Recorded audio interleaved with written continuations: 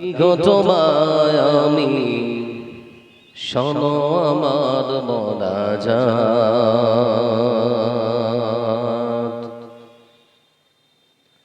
আদরে আদরে প্রভু ডাকি গো তোমায় আমি শোনো আমার মোনাজাত।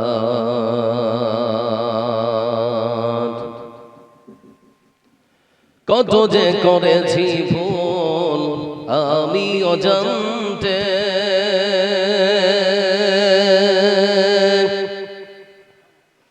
তুমি আছো যেন প্রভু পারিনি তোমায় কব মানতে।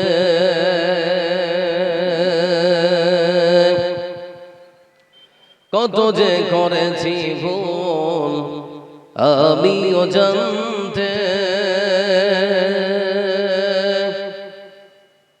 তুমি আছো যেন প্রভু পারিনি তোমায় কব মানতে।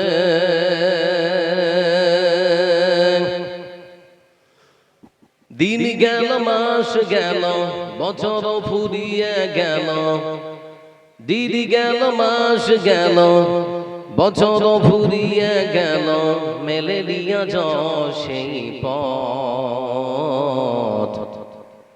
আদরে আদরে প্রভু ডাকি গো তোমায় আমি শোনো আমার মোনাজাত।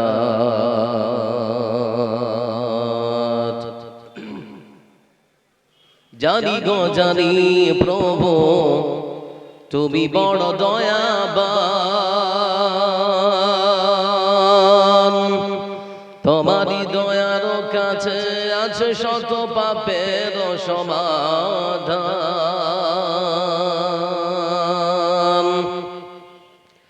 আছে অনেক দয়া তোমার, ভুল সেরাত করো গপার, নসিবে দিও সেই জান্নাত।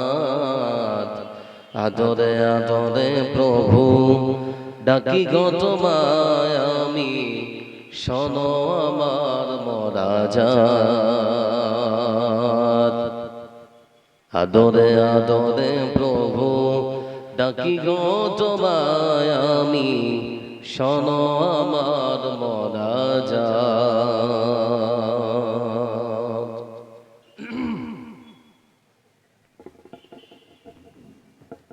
শ্রদ্ধাভাজন আজকের সভার শ্রদ্ধা ও সভাপতি সাহেব,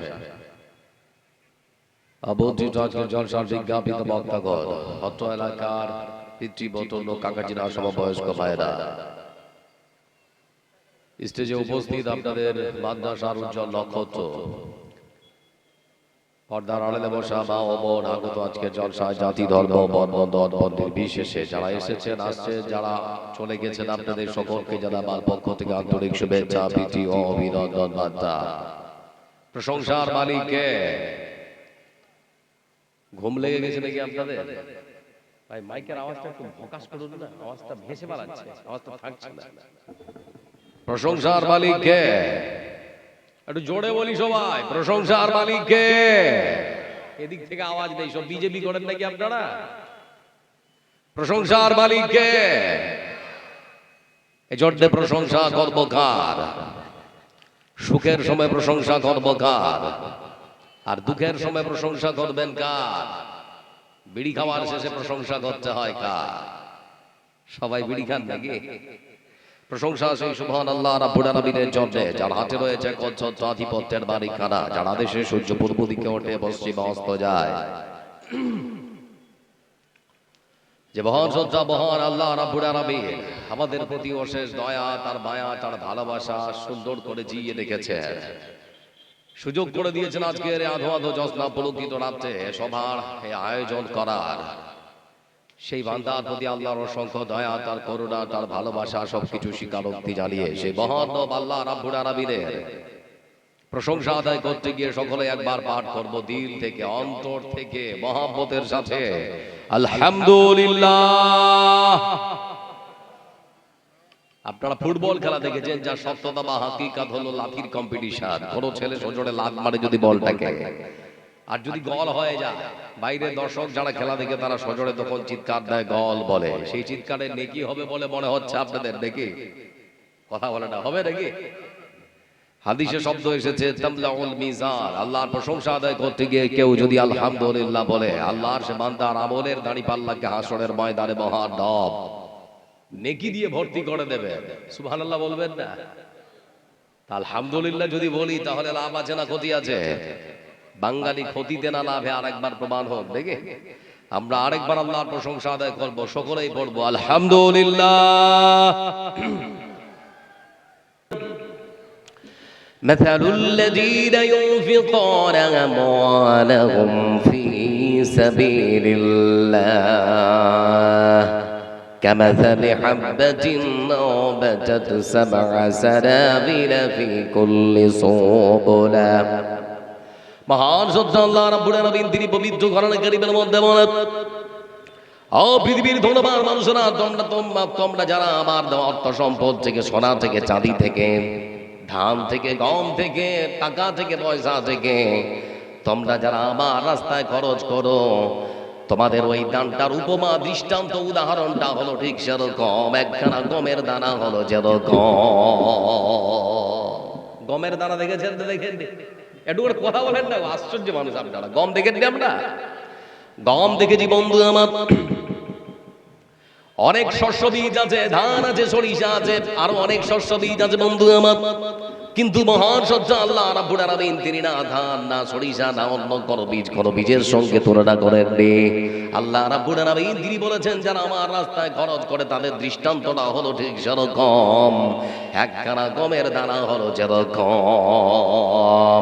লক্ষ্য করে দেখবেন, কোন কৃষক যখন উর্বর কোন জমিরে গমের দানা ছিটিয়ে দেন, একখানা গমের দানা থেকে 5টা, 7টা, 8টা, 10টা পর্যন্ত গাছ হয়। মহান সত্য আল্লাহ রাব্বুল আলামিন এখানে একটা দানা থেকে 7টা গাছের কথা বলেছেন। কটা? একটু কথা বলি, কটা? আচ্ছা, একটা গম থেকে 2টা, 3টা, 4টা, 5টা এরকম গাছ হয় না? হয় না? তো আল্লাহ বলছেন যে একটা গম দানা ছেটালো আর ওখান থেকে 7টা গাছ হলো। কটা? মহান সত্য আল্লাহ রাব্বুল আলামিন তিনি বলেন, এক একটা গাছে আল্লাহ রাব্বুল আলামিনের পক্ষ থেকে দেওয়া হয়েছে 100 দানা। একটা গাছে যদি 100টা হয় বন্ধু আমার, তাহলে 7টা গাছে কত? কত? 700। মহান সত্য আল্লাহ রাব্বুল আলামিন তিনি বলেন, বান্দা আমি আল্লাহ রাব্বুল আলামিন যদি চাই তাহলে পরে একটা গমের দানা থেকে 7টা গাছ, আবার একটা গাছে 100, তারপরে আবার 7টা গাছে 700। আবার আমি আল্লাহ রাব্বুল আলামিন যদি চাই তাহলে পরে তারও বেশি আমি আমার বান্দাকে উপহার দিতে পারি। আল্লাহর কিছু কমে যাবে? হারাল কমে যাবে কি? কমবে না। আল্লাহ রাব্বুল আলামিন তিনি এখানে বোঝাতে যাচ্ছেন, বান্দারে যখন তুমি তোমার অর্থ সম্পদ বেশি ছিল তখন তুমি বেশি টাকা আল্লাহর রাস্তায় খরচ করেছো, এখন তো তোমার বেশি নেই। 1 টাকা যদি তোমার বিয়ে পরিষ্কার থাকে আর আল্লাহর রাস্তায় খরচ করো, তাহলে পরে শুনে নাও, মহান সত্য আল্লাহ রাব্বুল আলামিন তোমার 1 টাকাকে বাড়িয়ে 7 টাকা, আবার 7 টাকাকে বাড়িয়ে 700 টাকার নেকি তোমার আমল নামায় লিখে দিতে পারে। আল্লাহ পারে না? পারে না? কথা বলেন, পারে না? পারে না? দেখবেন আমার দিকে তাকান। বিশ্বনবী সাল্লাল্লাহু আলাইহি ওয়াসাল্লাম তিনি যখন মৃত্যুবরণ করেছেন, দেশের প্রধানমন্ত্রী খলিফা আর ইজ্জাত নির্বাচিত হয়েছেন বন্ধু আমার আবু বকর সিদ্দিক রাদিয়াল্লাহু তাআলা আনহু। আবু বকর সিদ্দিক রাদিয়াল্লাহু তাআলা আনহু তিনি যখন প্রধানমন্ত্রী, তার আমলে দিন যায়, রাত যায়, দিন যায়, এই মতো করতে করতে কিছুটা মাস কেটে যাওয়ার পর তার আমলে তার দেশে দুর্ভিক্ষ দেখা দিয়েছে। মানুষ খেতে পায় না, মানুষ খেতে পাচ্ছে না, মানে অনেক সময় মানুষ গাছের পাতা চিবিয়ে খাচ্ছে। করোনার সময় আমাদের এরকম হয়েছিল না? হয়নি? কথা বলে না? করোনার সময় হয়নি? মানুষ অভাবী যারা দিন আনে দিন খেত, তাদের কত অভাব। আমার বন্ধুরা, আবু বকর সিদ্দিক রাদিয়াল্লাহু তাআলা আনহু দেশের প্রধানমন্ত্রী, তিনি লক্ষ্য করে দেখছেন আমার দেশের মানুষেরা না কে দিন কাটাবে, আমি প্রধানমন্ত্রী হয় এটা কখনো মেনে নিতে পারবো না। কেমন করে মানুষের এই দিন কাটানো যায়, মানুষদেরকে কেমন করে সচ্ছলতার জীবনে ফিরিয়ে দেওয়া যায়, কি করা যায় তিনি চিন্তা করছেন। এবং সময় বন্ধু আমার লক্ষ্য করে দেখা যাচ্ছে মদিনার যে ঢোকার সদর রাস্তাগুলো, প্রধান যে রাস্তাগুলো, প্রধান পথগুলো রয়েছে, ওই পথগুলো দিয়ে বিশাল বড় একখানা উটের লাইন প্রবেশ করতে শুরু করেছে। একটা দুটা এই মতো করে সারিবদ্ধ উট, আর প্রত্যেকটা উটের পিঠে 5টা 7টা করে গমের বস্তা চাপানো আছে। একটা উটের পিঠে 3টা 4টা 5টা করে গমের বস্তা। আবার বন্ধুরা, মদিনার ভেতর ওই সমস্ত উটগুলো পিঠের মধ্যে গমের বস্তা নিয়ে তারা প্রবেশ করছে। এমন সময় ওই সমস্ত উটদের যখন লক্ষ্য করে দেখেছেন ওই মদিনার ব্যবসায়ীরা, তারা তখন মনে মনে চিন্তা করলো, এই বিশাল বড় গমের চালানটা কার? আমরা তার কাছে গমের চালানটা কিনে নেব আর বেশি বেশি লাভ করবো আর কি। এটা ব্যবসায়ীদের একটা চিন্তা ভাবনা। আবার বন্ধুরা, ওই সমস্ত মদিনার ব্যবসায়ীরা তারা খোঁজ নিতে শুরু করলো, বিশাল বড় গমের চালানটা কার কার হতে পারে। এটা খোঁজ নিয়ে তারা দেখেছে বিশাল বড় যে গমের চালান, এটা আর অন্য কারো নয়, বরং বিশাল বড় গমের চালানটা হলো হযরত উসমান রাদিয়াল্লাহু তাআলা আনহু। কার? হযরত উসমানের, জোরে বলি কার? হযরত উসমান রাদিয়াল্লাহু তাআলা আনহু। আবার বন্ধুরা, হযরত উসমান রাদিয়াল্লাহু তাআলা আনহুর বিশাল বড় গমের চালানটা ওই সমস্ত ব্যবসায়ীরা হযরত উসমান রাদিয়াল্লাহু তাআলা আনহুর কাছে এসে তখন এসে বলে, হুজুর, আমরা নাকি শুনলাম বিশাল বড় গমের চালানটা আপনার, আমরা আপনার কাছে এসেছি, আপনার গমের চালানটা আপনার কাছ থেকে আমরা কিনে নিতে চাই। বিক্রি করবেন? বিক্রি করবেন মানে এরকম কথা হচ্ছে হযরত উসমানের সঙ্গে। হযরত উসমান রাদিয়াল্লাহু তাআলা আনহু তিনি তখন বলছেন, ও ভাই আমার, শুনে নাও, বিশাল বড় গমের চালানটা আমি তোমাদের বিক্রি করতে পারি, কিন্তু একটা শর্ত, তোমরা আমাকে আগে বলো কত টাকা তোমরা লাভ দিবে। লাভ ছাড়া তো বিক্রি করবো না, কত টাকা বলো? ওরা তখন বলছে 50% লাভ দেওয়া হবে আপনাদের, 50% লাভ দেওয়া হবে বন্ধু আমার। কিন্তু হযরত উসমান রাদিয়াল্লাহু তাআলা আনহু তিনি তখন বলছেন, ও ভাই আমার, এ সামান্য লাভে আমার গমের চালান তোমাদের কাছে বিক্রি করব না, আরো বেশি লাগবে, বেশি লাভ দিতে পারবে? তো বলে, কত দিবেন বলেন? বলে, তোমরা যদি আমাকে 1 টাকায় 10 টাকা, আবার 10 টাকায় যদি 1000 টাকা লাভ দিতে পারো, তাহলে পরে তোমাদের কাছে গমের চালান বিক্রি হবে। আর 1 টাকায় 10 টাকা, 10 টাকায় 1000 টাকা যদি লাভ না দিতে পারো, তোমাদের কাছে গমের চালান বিক্রি হবে না। বলে, হুজুর বলেন কি, 1 টাকায় 10 টাকা, 10 টাকায় 1000 টাকা লাভ দিলে তোমাদের কিছুই থাকবে না, এত টাকা দিয়ে কি কেনা যায় কিছু কমার? বলে, না, হবে না। বলে, তাহলে কত হলে দেবেন? বলে, ওই টাকাই লাগবে, যদি নিতে পারো তাহলে পরে বলো, না হলে পরে তোমাদেরকে বিক্রি করব না। কারণ এমন একজন আছেন যিনি আমাকে 1 টাকায় 7 টাকা, আবার 7 টাকায় 700 টাকা বেশি লাভ দিতে চেয়েছেন। ব্যবসায়ীরা তখন হতবাক, বলে, আরে সর্বনাশ, মদিনার মাটিতে কি এরকম কেউ আছে যে 1 টাকায় 7 টাকা লাভ দিতে পারে, আবার 7 টাকায় 700 টাকা লাভ দিতে পারে? এরকম কি কেউ আছে?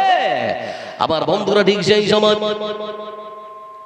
ওই সমস্ত ব্যবসায়ীরা বলতে শুরু করে যে, হুজুর, ওই মানুষটার চেহারাটা একবার দেখতে চাই, জানতে চাই সেই মানুষটার নাম, সেই ব্যক্তির নাম যে আপনাকে 1 টাকায় 7 টাকা, আবার 7 টাকায় 700 টাকা লাভ দিতে চেয়েছে। হযরত উসমান রাদিয়াল্লাহু তাআলা তখন বলতে শুরু করেছিল, ও ভাই আমার, আমাকে যে 1 টাকায় 7 টাকা, আবার 7 টাকায় 700 টাকা বেশি লাভ দিতে চেয়েছেন, তিনি আর কেউ নন, তিনি হলেন আকাশ আর জমিনের স্রষ্টা, মহান স্রষ্টা আল্লাহ রাব্বুল আলামিন। আমি আমার বিশাল বড় গমের চালানটা আল্লাহর কাছে বিক্রি করে দিয়েছি। সুবহানাল্লাহ বলবেন না? চিন্তা করে দেখেছেন, মানে ধন আছে তো, যেমন করে হোক খালি জান্নাতটা কিনতে হবে, এটা ছিল তাদের ইচ্ছা। এজন্য বিশ্বনবী সাল্লাল্লাহু আলাইহি ওয়াসাল্লাম পবিত্র কোরআন কারীমের মধ্যে আল্লাহর কোরআনের সেই আয়াত দিয়ে পৃথিবীর মানুষকে সুসংবাদ দিয়েছেন, শুনে নাও, লাউ জানালুল বিররা হাত্তা তুনফিকু মিম্মা তুহিব্বুন ওয়া মা তুনফিকু মিন শাইইন ফাইন্নাল্লাহা বিহি আলীম।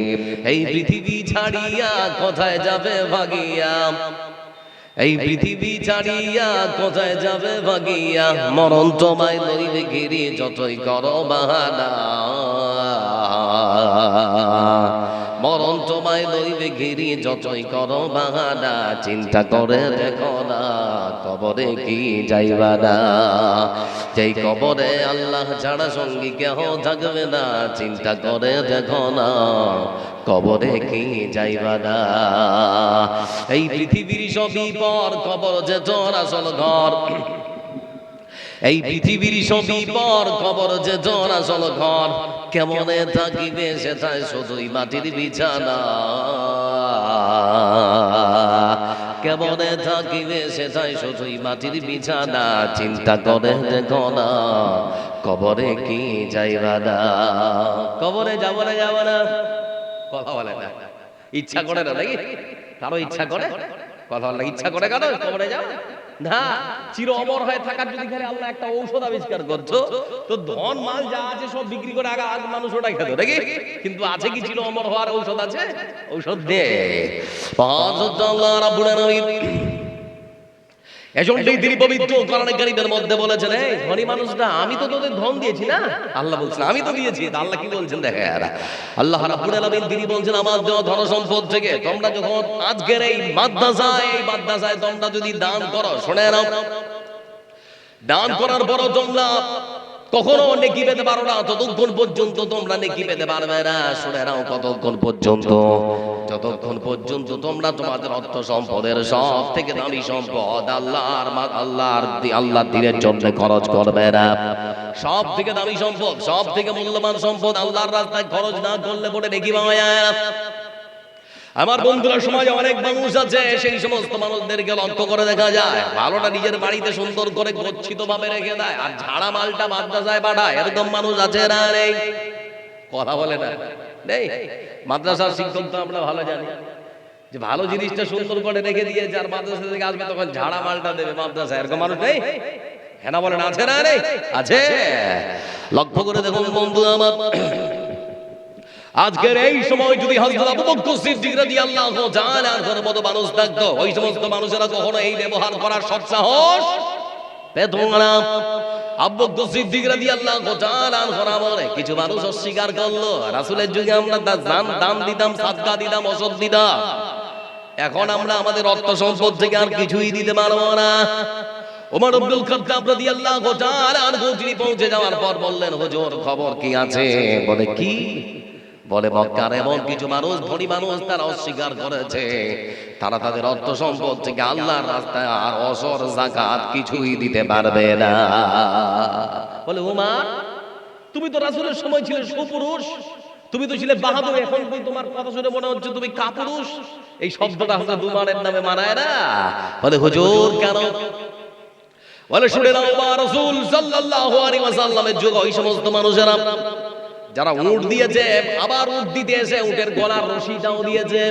আজ যদি ওই সমস্ত মানুষেরা উট দিতে এসে বলে গলার রশিটা করে বাড়িতে নিয়ে যাব, আমি আবু বকরটার সঙ্গে যুদ্ধ করব, মারব না হয় মরব, উটের দড়ি আদায় করব, তারপর তাকে যেতে দেব। ওই সমস্ত মানুষেরা যারা রাসূলের যুগে খেজুর দিয়েছে, খেজুরের সঙ্গে বস্তাটাও দিয়েছে, আজ তারা যদি খেজুর দেয় আর বস্তাটা বাড়িতে নিয়ে যেতে চায়, তাহলে বলে আমি আবু বকর তাদের সঙ্গে যুদ্ধ করব, মারব না হয় মারব, বস্তা আদায় করব, তারপরে তাদেরকে যেতে দেব।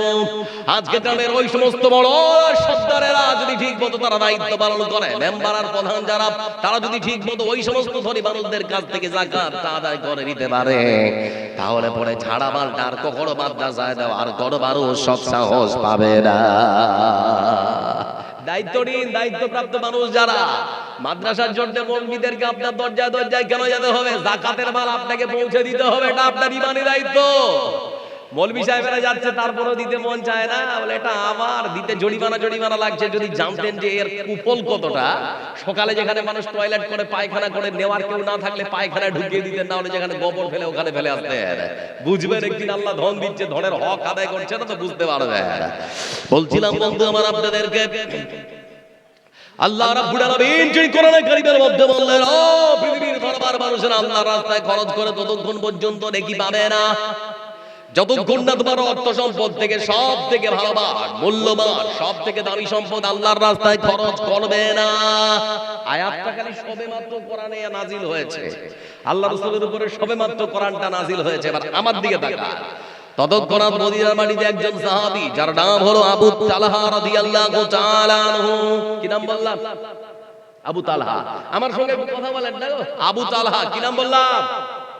আবু তালহা রাদিয়াল্লাহু তাআলা আনহু। আচ্ছা, আমার ভাষা বুঝতে অসুবিধা হচ্ছে? কষ্ট হচ্ছে? তাহলে ভালো করে একটু অ্যাক্টিভ হন আমার কাছে। আবু তালহা রাদিয়াল্লাহু তাআলা আনহু তৎক্ষণাৎ মসজিদ নববীর মধ্যে প্রবেশ করেছেন। যাওয়ার পর আমার রাসূলকে ডেকে বলেন, হুজুর আমি নাকি শুনেছি আল্লাহর পক্ষ থেকে একখানা কোরআনের আয়াত আপনার কাছে নাজিল হয়েছে।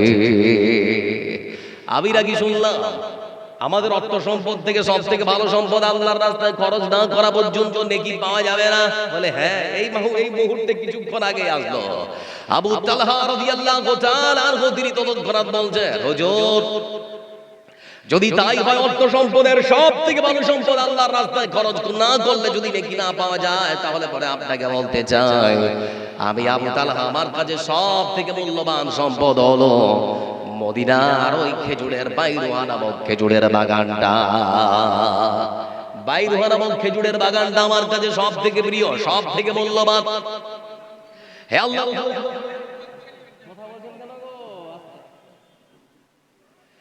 হে আল্লাহর রাসূলের জন্য আপনাকে বলতে যাচ্ছি, সব থেকে মূল্যবান সম্পদ যদি আমার এটা হয়, তাহলে পরে আল্লাহর রাস্তায় খরচ করে দিলাম। যেখানে খুশি, যাকে খুশি, যেভাবে খুশি আল্লাহর দ্বীনের জন্য আপনি খরচ করতে পারেন।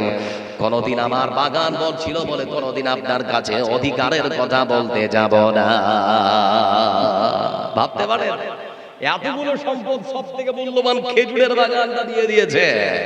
এই বসে থাকা গোদাসী মল কিংবা আপনাদের গ্রামের মানুষেরা ডিএসজি মডেল মাদ্রাসার উন্নতি করবে আজকের জালসার রাত্রে যারা জালসা শুনতে এসেছে, আপনাদের অর্থ সম্পদ থেকে একটা খেজুরের বাগান আপনাদের কাছে আজকে আশা করবো না, কিংবা আপনার অর্থ সম্পদের সব থেকে মূল্যবান সম্পদটা আপনাদের কাছে আশা করবো না, কিন্তু এমন একটা দান আজকে আপনাদের দিতে হবে, আল্লাহ কবুল করলে পরে আপনার জন্য জান্নাত লিখে দিতে পারে। নিয়ত করুন। এজন্য মহান সত্য আল্লাহ রাব্বুল আলামিন তিনি পবিত্র কোরআনে বলেছেন, তুমি ঈমানদার, তুমি নিজেকে ঈমানদার মনে করো, তাহলে শোনো আমি আল্লাহ তোমার সঙ্গে একটা ব্যবসা করব। আচ্ছা, পৃথিবীর বুকে অনেক ব্যবসা আছে না নেই? এরা বলেন আছে না নেই? ছাগলের ব্যবসা আছে, গরুর ব্যবসা আছে, আবার কাঁচা মালের ব্যবসা আছে না নেই? কথা বলে। এই সাদা পাঞ্জা, এই সাদা শার্ট, ভাই ওই ছেলে বসো বসো বসো বসো বসো বসো, উঠছো কেন? আশ্চর্য ব্যাপার, কোরআন শুনতে মজা লাগে না? কি ব্যাপার? একটু দাঁড়ানো, বসো বসো। তোমরা তো জাতির এখন মেরুদণ্ড, যুবক ছেলে, তোমরা শুনবে না তো কে শুনবে? পালাচ্ছ কেন? হ্যাঁ হ্যাঁ, 50 কেজি ভুট্টা আমার লিখে দেন, আমাকে একটু ডিস্টার্ব দেন, একটু কিছু করেন। আচ্ছা, আপনারা বিরক্ত হচ্ছেন নাকি? আমার দিকে তাকান। এবার মহান সত্য আল্লাহ রাব্বুল আলামিন তিনি বলেন, হে ঈমানদার, আমার সঙ্গে ব্যবসা করবে। ব্যবসা ব্যবসা লক্ষ্য করে দেখুন বন্ধু, আমার পৃথিবীর বুকে অনেক ব্যবসা আছে। ছাগলের ব্যবসা, গরুর ব্যবসা, কাঁচা মালের ব্যবসা, মুদির ব্যবসা, সমস্ত ব্যবসায় লাভ লোকসান হওয়ার সন্দেহ সম্ভাবনা আছে না রে? এটুকুর কথা বলে। কিন্তু মহান রব আল্লাহ রাব্বুল আলামিন তিনি বলেছেন, বান্দা নিজেকে যদি ঈমানদার মনে করো তাহলে পরে শুনে নাও, আমি আল্লাহ রাব্বুল আলামিন এমন একখানা ব্যবসার কথা তোমাদেরকে বলবো, আমার সঙ্গে সেই ব্যবসা করলে শুধুমাত্র লাভ আর লাভ, লাভ আর লাভ, কোনোদিন কোনো রকম ক্ষতি হওয়ার কোনো সম্ভাবনা থাকবে না। কি সেই ব্যবসা? আল্লাহ রাব্বুল আলামিন তিনি পবিত্র কোরআন কারীমের মধ্যে বলেন, ইন্নাল্লাহা আশতারা মিনাল মুমিনিনা আনফুসাহুম ওয়া আমওয়ালাহুম বিআন্না লাহুমুল জান্নাহ। আল্লাহ রাব্বুল আলামিন তিনি পবিত্র কোরআন কারীমের মধ্যে সুন্দর করে বলে, এই বান্দারা তোমরা শুনে নাও, আমি মহান রব আল্লাহ রাব্বুল আলামিন তোমাদের কাছ থেকে দুটো জিনিস কিনে নিয়েছি। আল্লাহ কিনে নিয়েছেন, বলছেন কি কি? আমি আল্লাহ কিনে নিয়েছি মুমিনদের থেকে সব থেকে মহামূল্যবান সম্পদ, তোমাদের জান কিনে নিয়েছি। তারপরে আমি আল্লাহ রাব্বুল আলামিন, তোমরা মুমিন যদি মনে করো তোমাদের কাছ থেকে কিনে নিয়েছি তোমাদের অর্থ সম্পদ, টাকা পয়সা, সোনা চাঁদি, ধান গম সব কিছু কিনে নিয়েছেন। আবার বন্ধুরা, প্রথমে জান, তারপরে মাল। আজকে যারা বসে আছেন, আপনাদের জান দিয়ে আল্লাহর দ্বীনকে সাহায্য করার কথা আমি বলবো না, মাল দিয়ে সাহায্য করার কথা আজকে আমি আপনাদেরকে বলবো। মহান রব আল্লাহ রাব্বুল আলামিন তিনি বলেছেন, বান্দা রে ভালো করে শুনে রে, আমি আল্লাহ রাব্বুল আলামিন তোদের দুইখানা মূল্যবান সম্পদ কিনে নিয়েছি, জান কিনে নিয়েছি, মাল কিনে নিয়েছি। প্রয়োজনে দিনের খাতিরে যদি তোমরা আমার দ্বীনকে পৃথিবীর বুকে জান আর মাল দিয়ে সাহায্য করতে পারো, আমি আল্লাহ রাব্বুল আলামিন তোমাদের সঙ্গে কোন জিনিস দিয়ে ব্যবসা করব জানো? আমি আল্লাহ রাব্বুল আলামিন হাসরের ময়দানে কোন জিনিস দিয়ে তোমাদের সঙ্গে ব্যবসা করব, যে জিনিস দিয়ে সেই দিন তোমাদের বদলা বা ব্যবসা করা হবে সেটা আর অন্য কোনো জিনিস নয়, বরং আমি আল্লাহ রাব্বুল আলামিন আমার পক্ষ থেকে আমার জান্নাত খানা তোমাদের দিয়ে দেব। সত্যি যদি তোমরা আল্লাহ দ্বীনকে জান আর মাল দিয়ে সাহায্য করতে পারো, তাহলে পরে আল্লাহ দ্বীনকে পৃথিবীর বুকে প্রতিষ্ঠার জন্য এই দুটো জিনিস যদি তোমরা ক্ষয় করতে পারো, তাহলেই জান্নাত। আমার দিকে তাকান, অবাক হয়ে যাবেন। মনে হচ্ছে এখানে দেখতে পাচ্ছেন একটা ঘটনা বলছে। বিশ্বনবী সাল্লাল্লাহু আলাইহি ওয়াসাল্লামের জীবদ্দশা, একে তিন বাচ্চা, বাবা নেই, মা নেই, কেউ নেই। সেই তিন বাচ্চা বন্ধু আবার তার একখানা ছোট্ট খেজুরের বাগান, খেজুরের বাগানটার খেজুর তার প্রতিবেশীর দিকে পড়ে যায়, আনতে গেলে ওর প্রতিবেশী দুই চারটা কথা ছড়িয়ে দেয়। এরকম হয় না সমাজে? ধানের আইনটা যদি একটু বেশি ছেটে নেই, গরিব মানুষটা তো বড় লোক মানুষটা তখন কথা শোনায় না? তো খেজুরগুলো যখন পড়ে যাচ্ছে, আনতে যাচ্ছে, তখন কথা শোনাচ্ছে। তো মনে মনে চিন্তা করলো খেজুরের ডাল টাল কেটে সুন্দর করে বেড়া দিয়ে দেবে। সুন্দর করে বেড়া দিতে শুরু করেছে বন্ধু আমার, বেড়া দিতে শুরু করেছে। বেড়া দিতে দিতে লক্ষ্য করে দেখা যাচ্ছে বেড়াটা যে সোজা, তার প্রতিবেশী একখানা আবু লুবাবার খেজুরের গাছ তার বেড়ার ঠিক সামনাসামনি পড়ে গেছে। যদি দেয় তো বেড়াটা সোজা হবে, যদি না দেয় তো এরকম করে ঘুরিয়ে দিতে হবে আর কি, বেড়া এরকম করে। তো ওই এদিন বাচ্চা তখন তার প্রতিবেশী আবু লুবাবা আর কাছে গিয়ে বলে, ভাই রে, তোমার কাছে আসলাম, আমার তো বাবার এই মানে কেউ নেই, তোমার কাছে আসলাম। মানে কেন? বলে আমি বেড়া দিচ্ছিলাম, দেখলাম তোমার একখানা খেজুরের গাছ আমার বেড়ার দিকে, বেড়ার সামনাসামনি পড়ে গেছে। তোমার ওই একটা খেজুরের গাছ তুমি যদি আজকে আমার হাতে দিতে পারো, তাহলে পরে আমার বেড়াটা সোজা হবে। বলে বলিস কি, আমার খেজুরের গাছ তোকে দিব মানে? আমার খেজুরের গাছ তোকে দিব মানে ওটা আমার গাছ আমার থাকবে মানে? এরকম একটা ভাষা আর কি। এতিম বাচ্চা মনে মনে চিন্তা করলো, আমার কথা যদি না শোনে, কিন্তু পৃথিবীর বুকে এমন একজন মহামানব আছেন, তার কাছে যদি এই সমস্যা নিয়ে যায়, আমার বিশ্বাস তার কথা এই লোকটা ফেলতে পারবে না। চলে গেছেন আল্লাহ রাসূলের কাছে। তোমার বসার জায়গা হয়নি, বসো বসো বসো। বিশ্বনবী সাল্লাল্লাহু আলাইহি ওয়াসাল্লামের কাছে পৌঁছে গিয়ে বলে, হুজুর আপনার কাছে আসলাম, চিনতে পারছেন আমাকে? চিনতে পারছেন? বলে তুমি এতিম ছেলেটা নয়? বলে হ্যাঁ।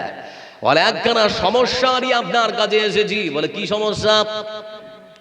বলে সমস্যা হলো আমার খেজুরের বেড়াটা সুন্দর করে দিচ্ছিলাম, দিতে দিতে লক্ষ্য করে দেখলাম আমার খেজুরের বেড়াটা সামনাসামনি আমার প্রতিবেশী আবু লুবাবার একখানা খেজুরের গাছ চলে এসেছে।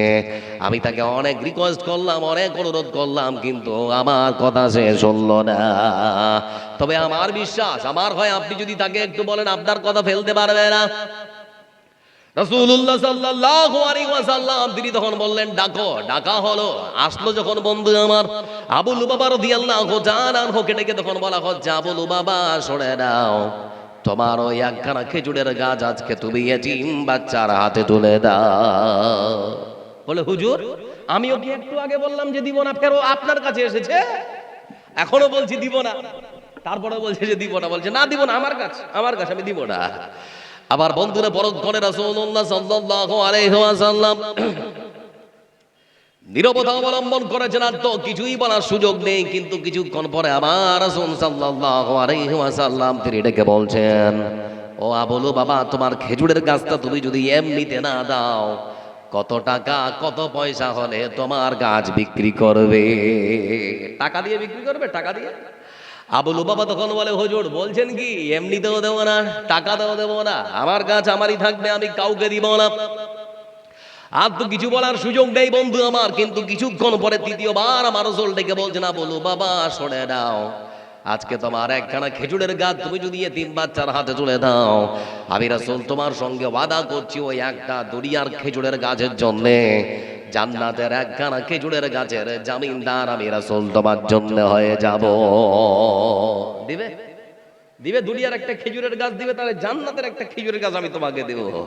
তারপরেও সেই আবু লুবাবা সাহাবী বলে, হে আল্লাহর রাসূল, গাছ আমার এমনিতেও দেব না, টাকা দাও নেব না, জান্নাতের একখানা খেজুরের গাছের বিনিময়ে আমার গাছ আমি কাউকে দিতে পারে না। বিশ্বনবী সাল্লাল্লাহু আলাইহি ওয়াসাল্লাম আর তো কিছু বলতে পারছেন না। সভা থেকে সেই মানুষটা সেই সাহাবী তো ঘর উঠে বাড়ি চলে গেছে। আপনারা যেমন বসে আছেন, তো ওই সাহাবীদের মধ্যে আরেকজন সাহাবী বসেছিল, তার নাম হলো আবু দাহদা রাদিয়াল্লাহু তাআলা আনহু। উঠে দাঁড়িয়ে তখন বলছেন, হে আল্লাহর রাসূল, একটা কথা বলবো। বলে কি? বলে আপনি তো অনেক কিছু করে বললেন, আপনার কথা শুনলো না, তো আমি কি একটু চেষ্টা করে দেখবো, অনুমতি দিবেন? আমি কি একটু চেষ্টা করব? বলে আমি এত কিছু করে বললাম, দিল না, তো তোমাকে কি দিবে মনে হচ্ছে? বলে হুজুর, চেষ্টা করতে কি ক্ষতি আছে? বলে করো। আবু দাহদা রাদিয়াল্লাহু তাআলা আনহু ততক্ষণ চলে গেছেন তার বাড়ির দরজাটার সামনে। বাড়ির কড়া নাড়ানোর পর ডেকে বলেন, ভাই আবু বাবা, আমি আবু দাহদা তোমার বাড়ির দরজার সামনে এসেছি, কিছু কথা আছে, তাড়াতাড়ি করে বেরিয়ে এসো। মানে আমাদের সমাজে যেমন হয় আর কি, আরে ভাই খেজুরের গাছ দিয়ে কথা বলবি নাকি? যদি ওই গাছ দিয়ে আবার কথা বলিস তো যাবো না। বলে বেরিয়ে তো আসো। যেই বেরিয়ে এসেছে কপ করে হাতটা ধরে তখন বলে, ও ভাই বলো বাবা রে, দুনিয়ার কোন সম্পদ, দুনিয়াবি কোন আলোচনা তোমার সঙ্গে করতে আসেনি, তোমার সঙ্গে ওই খেজুরের গাছটার কথা বলার জন্য এসেছি। বলে মাথা ঠিক আছে মাথা? বলে কেন? বলে মুহাম্মদ পৃথিবীর শ্রেষ্ঠ মানুষকে বলে আসলাম দিব না, তো তুমি এসেছো, তোমাকে কি দিব? তোমার কি মনে হয়েছে তোমাকে দিব? তোমাকেও দিব না। আবু দাহদা রাদিয়াল্লাহু তাআলা আনহু তিনি তখন বলছেন, ও ভাই আবু বাবা, তুমি দেবে কি দেবে না তোমার ব্যাপার, কিন্তু একটা প্রশ্ন করছি। বলে বলো। বলে আচ্ছা বলো, মদিনার বাড়িতে সব থেকে বড় খেজুরের বাগানটা কার? বলে তোমার। সব থেকে বড় খেজুরের বাগানটা কার? বলে তোমার। বলে তুমি কি জানো সেই খেজুরের বাগানটার মধ্যে বিশাল বড় একটা অট্টালিকা, একটা বাড়ি আছে, সেটা কার? বলে সেটাও তোমার। আচ্ছা তুমি কি জানো সেই বাড়িটার মধ্যে একটা মিষ্টি পানির কুয়া আছে, সেটা কার? বলে সেটাও তোমার। আবু দাহদা রাদিয়াল্লাহু তাআলা আনহু তিনি তখন ডেকে বলেন, ও ভাই বলো বাবা, শুনে নাও ভালো করে, আজকে তুমি যদি তোমার একখানা খেজুরের গাছ আমার হাতে তুলে দাও, বিশাল বড় খেজুরের বাগান, বাগানের মধ্যে বিশাল বড় রাজপ্রাসাদ আর মিষ্টি বাড়ির কুয়া, সব কিছু তোমার হাতে তুলে দিব। দিবে দিবে দিবে দিবে একটা খেজুরের গাছ দিবে আমাকে? আবার বন্ধুরা, আবু লুবাবা রাদিয়াল্লাহু তাআলা আনহু তিনি তখন বলেন, আরে ভাই আপনার না হয় সম্পদ আল্লাহ একটু বেশি দিয়েছে, তো গরিবটার সঙ্গে মস্করা করছেন, মানে এই ভাষায় আমরা বলি না গ্রামের মানুষ, বলে আপনি একটু বেশি ধনী তো সেজন্য হাসি ঠাট্টা করছেন নাকি? বলে না ভাই, আমার দুনিয়ার কোন সম্পদ আমি তোমার কাছ থেকে আশা করিনি। শুনে নাও ভাই আমার, তুমি আমার এই সামান্য সম্পদে যদি রাজি না হও, আরো যদি খেজুরের বাগান থেকে তোমাকে দিয়ে দেব, কিন্তু তোমার কাছ থেকে ওই একখানা খেজুরের গাছ যে কোনো মূল্যে আজকে আমি নেব। আমাকে নিতেই হবে, কারণ জান্নাত কেনার সুযোগ এসেছে। আবার বন্ধুরা, এই যে আবু দাহদা রাদিয়াল্লাহু তাআলা আনহুর কথা শুনে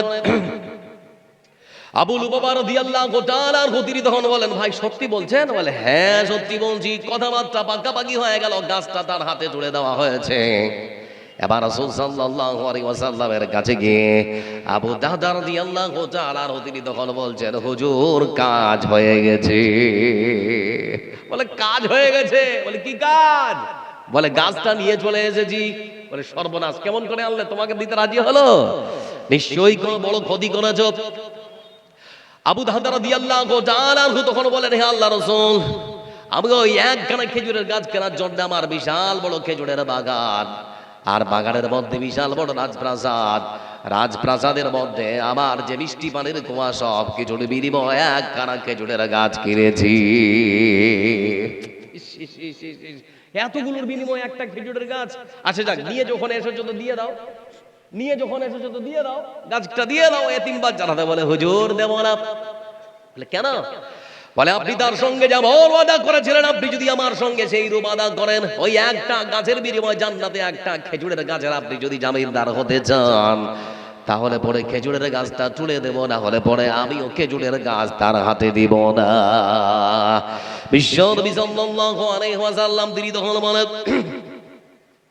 ও আবু দাহদা শুনে নাও, তোমার মতো মানুষ যে পৃথিবীর বুকে একখানা খেজুরের গাছ কেনার জন্য একখানা বাগান বিলীন করে দিতে পারে, একখানা বিশাল বড় রাজপ্রাসাদ বিলীন করে দিতে পারে সেই মানুষটার জন্যে আমি রাসূলুল্লাহ সাল্লাল্লাহু আলাইহি ওয়াসাল্লাম জান্নাতের মধ্যে একখানা খেজুরের গাছ তোমার জন্য নয়, বরং শুনে নাও আবু দাদা, তোমার জন্য আমি রাসূল জান্নাতের মধ্যে একখানা জান্নাতের খেজুরের বাগানের জামিনদার হয়ে গেলাম। ভাবা যায়? মানে আল্লাহ দিয়েছে ধন, যেমন করে হোক জান্নাত কিনতে হবে। আজকে আপনাদের কাছ থেকে বন্ধু আমার খেজুরের বাগান চাই না,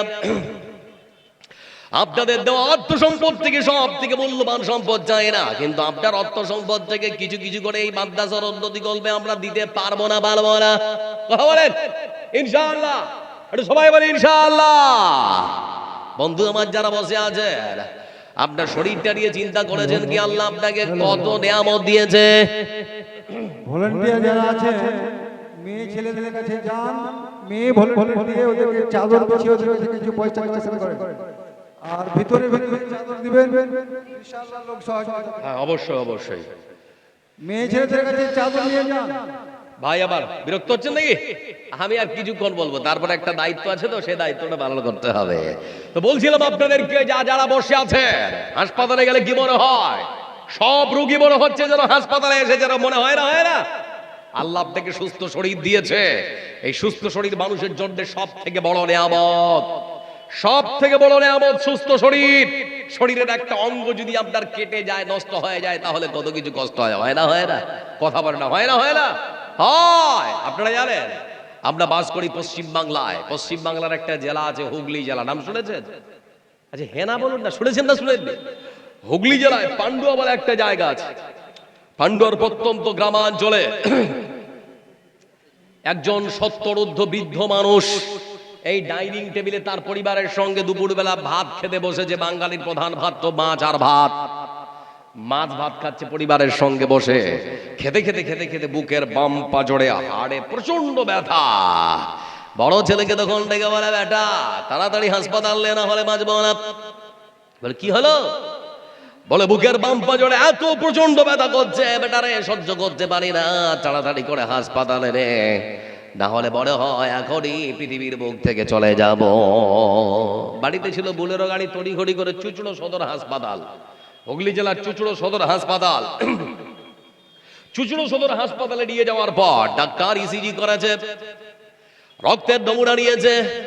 দেওয়ার পর বিকেল 4টার সময় রিপোর্ট দেওয়ার পর তার বড় ছেলেকে ডেকে বলেছে, ভাই আমার, আপনার বাবার হার্টের মধ্যে ব্লকেজ ধরা পড়েছে, বাই সার্জারি না করলে আপনার বাবা যে কোনো মুহূর্তে মারা যেতে পারে। বলে স্যার তাহলে একটা কাজ করুন না, অপারেশন শুরু করুন। বলে আমাদের এই হাসপাতালে সেরকম কোনো প্রযুক্তি নেই, নিয়ে চলে যান কলকাতার কোনো নার্সিং হোমে। আর বন্ধু আমার বিকেলবেলা তার বড় ছেলে ঠিক সেই সময় অ্যাম্বুলেন্স করে তার বাবাকে রওনা দিয়েছে কলকাতার দিকে। কলকাতায় নিয়ে যাওয়ার পর সিটি নার্সিং হোম, সে নার্সিং হোমের মধ্যে অ্যাডমিট করা হলো তার বাবাকে। রাত তখন 8:30 বাজে বন্ধু আমার। 8:30টার সময় তার বাবাকে অপারেশন থিয়েটারে অপারেশন করার জন্য ঢোকানো হচ্ছে।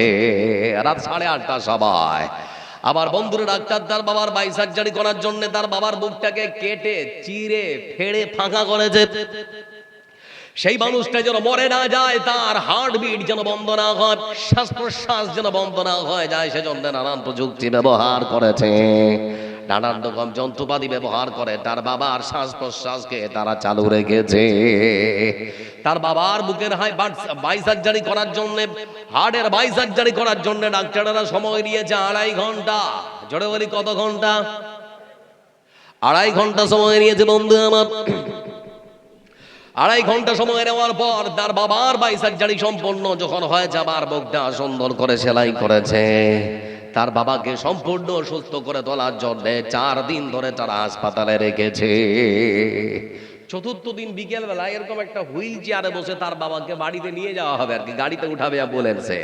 তো তার বাবা বৃদ্ধ মানুষ তো হাতটা একটু করে কাঁপছে, তো পাশে দাঁড়িয়ে আছে ওর বড় ছেলে। তো বড় ছেলের হাতে এটা দিন হ্যান্ডবিলটা, এই হ্যান্ডবিলটার মতো করে একটা সাদা কাগজ, মানে এদিকে লেখা আছে আর এদিকে কিছু লেখা নেই। তোর বেটা এরকম করে উপর থেকে নিচ পর্যন্ত দেখছে আর কি। তোর বাপ তখন ওকে জিজ্ঞেস করছে, হ্যাঁ রে বেটা তোর হাতে ওটা কি? বড় ছেলে তখন ডেকে বলে, বাবা এটা হলো আপনার হাসপাতালের অপারেশনের বিল। বলে দেখি আমার হাতে একটু দে তো। বাবার হাতে যখন দিয়েছে বাবা তখন কাগজটা ঘুরিয়ে উপর থেকে নিচ পর্যন্ত পড়তে শুরু করেছে। দেখতে দেখতে দেখতে দেখতে নিচের দিকে যখন চোখ ফিরিয়েছে, ডাক্তারেরা হাসপাতাল থেকে ডাক্তারেরা বিল কষেছে 8 লক্ষ টাকা। কত টাকা? কথা বলে না, কত টাকা? 8 লক্ষ টাকা। এই বিল দেখার সঙ্গে সঙ্গে যে বৃদ্ধ বাপজি আমার ঝরঝর ঝরঝর করে কান্না করতে শুরু করেছে। আমার বন্ধুরা পাশে দাঁড়িয়ে থাকা ডাক্তার তখন ডেকে বলে, বাপজি কাঁদছেন কেন, কি ব্যাপার, বিল কি বেশি হয়েছে? যদি বলেন বেশি হয়েছে তো একটু কমাবার চেষ্টা করবো। বলে হ বেটা, আমার বিল বেশি হয়নি, আল্লাহ আমাকে অর্থ সম্পদের কোনো কম দেয়নি। এখনই বড় ছেলেকে যদি আমি অর্ডার করি 8 লক্ষ টাকা এখনই তোমাদেরকে সে দিয়ে দেবে। তাহলে পরে কাঁদছেন কেন, কান্না করার কারণ কি? ঠিক সেই সময় বৃদ্ধ বাপজি ডেকে বলে, ও বেটা ডাক্তার, আমার কান্না করার কারণ যদি শুনতে চাও তাহলে পরে জেনে নাও। আমার কান্না করার আসল কারণ হলো, তোমরা ডাক্তারেরা আমার হার্টবিটকে শুধুমাত্র 2.5 ঘন্টা ধরে সচল রাখার জন্য আমার অপারেশন করতে সময় দিয়েছিলে 2.5 ঘন্টা। এই 2.5 ঘন্টা আমার হার্টবিট যেন স্তব্ধ না হয়ে যায়, শ্বাস প্রশ্বাসটা যেন বন্ধ না হয়ে যায়, সেজন্য সময় দিয়েছিলে 2.5 ঘন্টা। আর বাঁচিয়ে রাখার জন্য নানান রকম প্রযুক্তি, নানান রকম যন্ত্রপাতির ব্যবহার করেছ। শুধুমাত্র আমার 2.5 ঘন্টা আমার ফুসফুসকে, আমার হার্টবিটকে চালু রাখার জন্য তোমরা বিল কষেছো 8 লক্ষ টাকা। মনে মনে চিন্তা করছি যে মহান রব আল্লাহ রাব্বুল আলামিন আমাকে 17 বছর ধরে পৃথিবীর বুকে বাঁচিয়ে রেখেছেন। সেই মহান আল্লাহ রাব্বুল আলামিন আজও পর্যন্ত আমার হাতে 1 টাকাও বিল ধরায়নি। মনে মনে চিন্তা করছি, পৃথিবীর বুকে যদি 2.5 ঘন্টার বিল হয় 8 লক্ষ টাকা, তাহলে পরে 17 বছরের বিল না জানি কত টাকা হতে পারে। আমার বন্ধুরা, আল্লাহ রাব্বুল আলামিন তার বান্দার শরীরের মধ্যে যত নিয়ামত দিয়েছে, বান্দা কি আল্লাহ শুকরিয়া আদায় করে কখনো শেষ করতে পারে নাকি? কথা বলে না, পারবে? আজকে যারা এখানে বসে আছেন, কতটা আল্লাহ শুকরিয়া আদায় করেছেন একটু দেখবো। আজকে ফজরের নামাজ পড়েছেন কে কে, একটু হাত তুলে।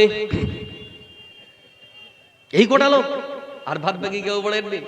চিন্তা করে দেখুন এবার, আপনাদের জন্য কোনো ক্ষোভ বা রাগ নেই, তবে আপনাকে মন থেকে ভালোবাসি বলে বলছি, নামাজ পড়ুন, না পড়লে হাসরের ময়দানে অপমানিত হতে হবে। সবাই বলি পড়বো ইনশাআল্লাহ। আচ্ছা একটা কথা বলি, সারা পৃথিবীর মানুষ যদি নামাজ না পড়ে, আল্লাহর পজিশন থেকে আল্লাহকে কি একটু নিচে নামানো যাবে? কথা বলে না। আর সারা পৃথিবীর মানুষ যদি নামাজ পড়ে, আল্লাহর পজিশন থেকে আল্লাহকে উপরে উঠাতে পারবে নাকি? নামাজ পড়বেন তো নিজের লাভ, না পড়বেন তো নিজের ক্ষতি, খুবই সাবধান। কেমন করে ঘুমাও তুমি ফজর করে কাজা, এমনও তো হতে পারে জহরে জানাজা। পারে না, পারে না, কথা বলে না, পারে না, পারে না। আপনাকে আজকে নামাজ পড়তে বলছি, পড়ছেন না তো কালকে আপনার উপরে আমরা নামাজ পড়বো। মানে কিসের নামাজ? কথা বলে কিসের নামাজ? জানাজার নামাজ। সতর্ক হন। মুসলিম হয় না জন্ম নিলে মুসলমানের ঘরে, কাফের মুমিন তফাৎটা হয় নামাজের উপরে। মুসলিম হয় না জন্ম নিলেই মুসলমানের ঘরে, কাফের মুমিন তফাৎটা হয় নামাজের উপরে।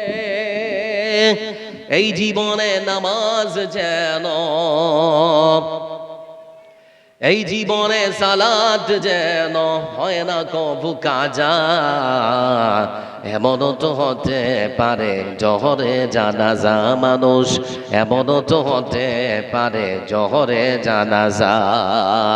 বেনামাজি পাবে না হায় নবীর শাফায়াত, দজক হবে শেষ ঠিকানা আঘাতার আঘাত। বেনামাজি পাবে না হায় নবীর শাফায়াত, দজক হবে শেষ ঠিকানা আঘাতার আঘাত। নামাজ বিনে পড়ো পারে, নামাজ বিনে পড়ো পারে পাবে না সে জাযা, এমনও তো হতে পারে জহরে জানাজা মানুষ, এমনও তো হতে পারে জহরে জানাজা। সবাই বলি নামাজ পড়বো ইনশাআল্লাহ। সবাই বলি, সবাই বলে। আল্লাহ আপনাদের ধন মাল দিয়েছে, এটা আপনার না আল্লাহর। কার এটা? কার দান? জোরে বলে না কার? তারপরও বান্দা বলে আমার মাল, আমার ধন। আর আল্লাহ রাসূল কি বলে? পাগল কোথাকার, তোর কি? বলে আমার কি? বিশ্বনবী সাল্লাল্লাহু আলাইহি ওয়াসাল্লাম তিনি বলেছেন, বান্দা তোর ধন তোর মাল কিছুই নেই, যা পরে তুই ছিঁড়ে হজম করেছিস সেটা তোর, আর যা পেটের মধ্যে গিয়েছে সকালবেলা টয়লেটে রেখে এসেছিস পায়খানা করেছিস সেটা তোর, আর দুনিয়ার কোনো সম্পদ তোর কখনো হতে পারে না। এজন্য বিশ্বনবী সাল্লাল্লাহু আলাইহি ওয়াসাল্লাম তিনি বলেন, ইয়াতবাউল মাইয়াতা থালাথাতুন ফায়ারজিউ ইসনানি ওয়া ইয়াবকা ওয়াহিদুন ইয়াতবাউহু আহলুহু ওয়া মালুহু ওয়া আমালুহু। রাসূলুল্লাহ সাল্লাল্লাহু আলাইহি ওয়াসাল্লাম তিনি বলেছেন, বান্দা শোন, অবাক করা একটা হাদিস বলছি, আমার দিকে চেয়ে থাকুন। যদি এই হাদিসটা খালি মাথায় ঢুকে যায় না, তাহলে পকেট থেকে টাকা এমনিতেই বের হবে। লক্ষ্য করে দেখুন বন্ধু আমার, লক্ষ্য করে দেখুন বন্ধু আমার, বিশ্বনবী সাল্লাল্লাহু আলাইহি ওয়াসাল্লাম তিনি বলেছেন সুন্দর করে, একজন মানুষের শরীর থেকে যখন রূহটা বের হয়ে যায় বন্ধু আমার, সে মানুষটাকে সাদা কাফন পরিয়ে কবর পর্যন্ত যখন নিয়ে যাওয়া হয়, বাড়ি থেকে সেই মানুষটার সঙ্গে কবর পর্যন্ত 3খানা জিনিস যায়। কটা? কথা বলেন কটা? 3টা। প্রথম নাম্বারে যায় মসজিদের যে খাটে করে আপনাকে নিয়ে যাওয়া হচ্ছে সেটা। দ্বিতীয় নাম্বারে যেটা যায় বন্ধু আমার, আপনার আত্মীয় স্বজন পরিবার পরিজন যারা জানাজা পড়তে এসেছে, যারা দাফন করার জন্য এসেছে তারা যায়। আর তৃতীয় নাম্বার যেটা যায় সেটা হলো এ দুনিয়ার বুকে যে ভালো আমল কিংবা খারাপ আমল করছেন আপনি, সেটা কবর পর্যন্ত যায়। আবার যখন আপনাকে কবরের মধ্যে রেখে দেওয়া হয়, কবর থেকে ততক্ষণ আর দুটো জিনিস ফিরে চলে আসে। ফিরে চলে আসে মসজিদের যে খাটে করে আপনাকে নিয়ে যাওয়া হয়েছিল, সেটা কি কবরের কাছে রেখে দেওয়া হয়? রাখা হয় না বন্ধু আমার, চলে আসে ফিরে। আর যারা আপনাকে মাটি দিতে গিয়েছিল, আপনার বন্ধু বান্ধব, আপনার নিজের ছেলে যদি হয়, তারপরও কবরের পাশে দাঁড়িয়ে আপনাকে বাবা হলেও পাহারা দিতে পারে না, কিংবা আপনার বড় ভাই যদি হয় তারপরেও পাহারা দিতে পারে না। সবাই দাফন হয়ে গেলে পরে যে যার মতো করে বাড়িতে চলে আসবে। এজন্য বন্ধু আমার দিকে তাকান, মাত্র 2 মিনিট আমার দিকে তাকান। বলছিলাম বন্ধু আমার, মানুষ যখন মারা যায় সঙ্গে সঙ্গে মানুষের শরীর থেকে 3খানা জিনিস হারিয়ে যায়। কটা? একটু কথা বলেন। 3টা জিনিস হারিয়ে যায় বন্ধু আমার। তার মধ্যে প্রথম নাম্বার প্রথম নাম্বার যেটা সেটা হলো মালিকানা হারিয়ে যায়। দ্বিতীয় নাম্বার যেটা সেটা হলো তার পরিচয় হারিয়ে যায়। তৃতীয় নাম্বার তার নাম হারিয়ে যায়। মালিকানা শেষ, নাম শেষ, পরিচয় শেষ। মালিকানা শেষ, নাম শেষ, পরিচয় শেষ। বুঝতে পারেন নাকি? আমার দিকে তাকান। আমার বন্ধুরা লক্ষ্য করে দেখুন, করো মানুষের শরীর থেকে যখন রোগানা বেরিয়ে যায়, বেরিয়ে গেছে, আর আপনার ফিরোজা বলে ভাই আমার 500 টাকা দিয়েছে, আচ্ছা আল্লাহ তুমি কবুল করো, আল্লাহ সাল্লাল্লাহু আলাইহি ওয়া সাল্লাম। আর 1 মিনিট লক্ষ্য করে দেখুন বন্ধু আমার, সেই মানুষটাকে সুন্দর করে সাদা কাফন দিয়ে বারান্দায় ঢেকে রেখেছে। তার পরিবার পরিজন আত্মীয় স্বজন একটা বার মরা মানুষদের মুখটা দেখবার জন্য তারা ছুটে আসছে। একটা বার মুখটা দেখার জন্য যারা দূর দূরান্ত থেকে ছুটে আসছে বন্ধু আমার, তারা কেউ সেই দিন বলবে না আব্দুল জব্বার কথায়, গাফফার কথায়, আব্দুল সাত্তার কথায় কেউ বলবে না, নাম ধরে কেউ ডাকবে না, পরিচয় জানতে চাইবে না। সেদিন সবাই বলবে লাশটা কোথায়, লাশটা কোথায়। কি বলবে? লাশ। নাম বলবে? নাম বলবে? হ্যাঁ না বলে না, নাম বলবে। রুটা বেরিয়ে যাওয়ার সঙ্গে সঙ্গেই লাশ, নাম শেষ, পরিচয় শেষ, মালিকানা শেষ। কত অর্থ সম্পদ ইনকাম করেছেন আপনি পরিবারের জন্য, মরার সঙ্গে সঙ্গে মালিকানা আপনার ছেলের হাতে। কি করেছেন? কিছু করে যান, এমন কিছু করুন যাতে করে আল্লাহ আপনার জন্য, আল্লাহ আপনাকে কবুল করে এবং পরকালের বদলা হিসেবে আপনি জান্নাত পেতে পারেন, এমন কিছু কাজ করুন। বলছিলাম বন্ধু আমার, দুঃখ লাগে আজকে যারা এখানে বসে আছেন, কি বলবো, কোনটা বলবো আর কোনটা ছাড়বো, সময় অতীব কম। আজকে মসজিদের সার্ভে করা হচ্ছে যে সরকারি জায়গায় মসজিদ আছে নাকি, সেজন্য ভেঙে ফেলা হচ্ছে। আমাদের ভারত সরকারের কি সৎ সাহস আছে মন্দির সার্ভে করতে পারে? মন্দির সার্ভে করতে পারে সৎ সাহস আছে? আমার তো মনে হয় এমন কোন জায়গার এই যে মন্দিরগুলো যেগুলো আছে সব সরকারি জায়গায়। আপনারা কি বলেন? কথা বলেন না, কি বলেন আপনারা? আমার বন্ধুরা কথা অনেক ছিল, কিন্তু কোনটা বলবো কোনটা ছাড়বো যদি সময় থাকে তো বলবো। আজকে মাদ্রাসা, দ্বিতীয়ত আল্লাহর ঘর মসজিদ যদি টিকিয়ে না রাখতে পারে, তাহলে ইসলামের ভিত নড়ে যাবে। আপনার বাড়িতে হালাল হারাম চেনার মতো আপনার আর ক্ষমতা থাকবে না। আপনার মেয়ের, আপনার ছেলের বিয়েটা হালাল ভাবে পড়ানো আর হবে না। আপনি নিজেই আর মুমিন কিংবা মুসলিম হয় বেঁচে থাকতে পারবেন না। এজন্য মাদ্রাসার প্রয়োজন আছে না নেই? অবশ্যই বলুন, আছে না নেই? আছে। বন্ধু আমার, আল্লাহকে সাক্ষী রেখে বলি, এই সমস্ত মাদ্রাসার এতিম, নিরীহ, খেটে খাওয়া দিন মজুরের ছেলে যারা এখানে পড়তে আসে, আজকে এতিম বাচ্চার মুখে আপনারা যদি একটু হাসি ফোটাতে পারেন তাহলে আমার বিশ্বাস আল্লাহ আপনাদের বাচ্চার মুখে হাসি ফোটাবে। এটা আল্লাহ ফোটাবে। এজন্য যারা বসে আছেন বন্ধু আমার, আপনার অর্থ সম্পদ থেকে বেশি কিছু আশা করছি না, খেজুরের বাগান চাই না আপনার কাছ থেকে, আপনার অট্টালিকাটা চাইনি, আপনার অর্থ সম্পদের সব থেকে মূল্যবান সম্পদ আশা করছি না, আপনার কাছ থেকে 1টা করে 1000 টাকা আশা করছি, 5টা করে 1000 টাকা আশা করছি, 10টা করে 1000 টাকা আশা করছি। আল্লাহর কোরআন 30 পারা, 1টা করে পারা সম্মান আছে বন্ধু আমার। এমন কোন মানুষ নেই একটা পাড়ার সম্মান রক্ষায় একজন দাঁড়াবেন যে 1000 টাকা আমি দেব এ মাদ্রাসার জন্য, এ মাদ্রাসার ছোট ছোট বাচ্চাদের জন্য। আল্লাহর কোন বান্দা এখানে আছেন, মার কোন সুসন্তান, আল্লাহর কোন এক বান্দা যারা নিজের অর্থ সম্পদ আল্লাহর রাস্তায় খরচ করে আল্লাহর জান্নাতটা কিনতে চান, এমন একজন আল্লাহর বান্দা কেউ নেই 1000 টাকা দিয়ে আল্লাহর একটা পাড়ার সম্মান রক্ষা করতে পারে? কেউ আছেন? একজন কেউ? বিসমিল্লাহ করি ভাই আমার, যদি মনে করেন আজকের এই কালকে দেবেন অসুবিধা নাই, নাম লেখান, দান আছে নাম দিন। ওই কে ব্যবসায়ী ওটা বাইরে চলে যাবে, জলসার মাহফিল থেকে আপনি ব্যবসা বের করে দেবেন ভাই আমার। আসুন 1টা করে 1000 টাকা বলেছি, বেশি চাইনি। 1টা করে 1000 টাকা বন্ধু আমার, 500 টাকা লিখে দেন ভাই আমার। আজকে প্রতিযোগিতা করুন, কি নাম ভাইয়ের? এমডি রেজাউদ্দিন ভাই আমার। আর 1000 টাকা। ওয়াসারিউ ইলা মাগফিরাতিন মির রাব্বিকুম ওয়া জান্নাতিন আরদুহা আস-সামাওয়াতু ওয়াল আরদ উইদ্দাত লিল মুত্তাকিন। আচ্ছা 500 টাকা আমার ভাই নগদ, 500 টাকা বাকি। 2টা কলম হয়েছে। আল্লাহু বিত্রুন ইউহিব্বুল বিত্রা। কেউ আছেন? একটা কলম আর দিতে পারেন, আল্লাহ বেজোড় পছন্দ করেন। আল্লাহর ওয়াস্তে 1000 টাকা দেওয়ার মতো মানুষ আপনার অর্থ সম্পদ থেকে বেশি চাইনি। আর একজন তরুণ ছেলে আমার ভাই 1000 টাকা দিয়েছেন। 4 নম্বরে আরেকজন কে আছে? রাসূল আমার বন্ধু। তাড়াতাড়ি আজকে প্রতিযোগিতা করার রাত, জান্নাত কেনার রাত। এ রাত আর আমাদের জীবনে আসবে কি আসবে না বলতে পারবো না। কি আছেন বন্ধু আমার? এমন 1টা করে 1000 টাকা চেয়েছি, বেশি চেয়ে ফেলেছি। আপনার অর্থ সম্পদ থেকে 1000 চেয়েছি, বেশি চাইনি আমার মনে হচ্ছে। আল্লাহ আপনার মাথার একটা নাট যদি ঢিল করে দেয় না, সারাদিন পাগলের মতো রাস্তায় ঘুরবেন, কেউ কথার বললে এমন করবে না, কেউ নেই। 1টা করে 1000 টাকা অন্তত 30টা কলম তো আসবে। 4 নাম্বার কেউ একজন? আসমানি কিতাব 4টা, সেদিকে লক্ষ্য করে কেউ একজন নেই? 4 নাম্বার কলমটা নিতে পারেন একজন কেউ? ধান লেখান, গম লেখান, ভুট্টা লেখান, যে যা লেখাবেন একটু করে এসে লিখে দেন। আমি হীন পৃথিবী এমনই রবে, শুধু আমাকে ছেড়ে চলে যেতে হবে। আমি হীন পৃথিবী এমনই রবে। কিরাম ভাইয়া?